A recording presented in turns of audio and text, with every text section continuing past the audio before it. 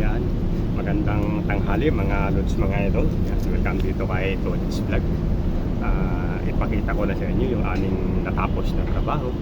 Makalipas nga ang ilang mahabang araw at gabi uli ng paghukay ay tapos na. Nailagay na lods, mga idol, yung tinatawag natin na structural na paghukay. So inilalatag na yung mga bakal at talaga namang nakakatuwang pagmasdan pag nakakita mong mayayari na yung isang proyekto.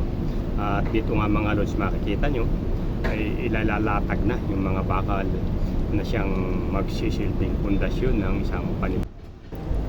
Ayan nga mga lods, gaya ng nakikita nyo, inilalatag na ang mga bakal na magiging panibagong pundasyon ng isang panibagong gusali na sisibol sa lugar na to mga lods, mga idol. Ayan, 3 metrong kapal ng pundasyon yan mga lods, mga idol, na purong puno ng mga bakal.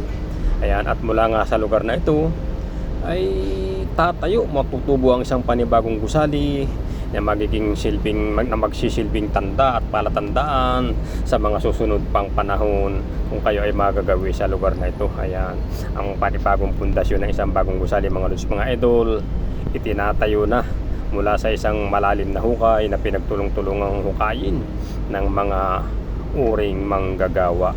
At kung nakarating ka nga lods sa bahaging ito ng ating video ay maraming salamat sa iyong panunood. At kung hindi ka pa nakasubscribe sa ating po namang channel, pasubscribe na lamang lods para po naman mabisuhan ka sa mga susunod pa nating mga video. Yan, maraming salamat sa panunood. Hanggang sa muli, ingat lagi.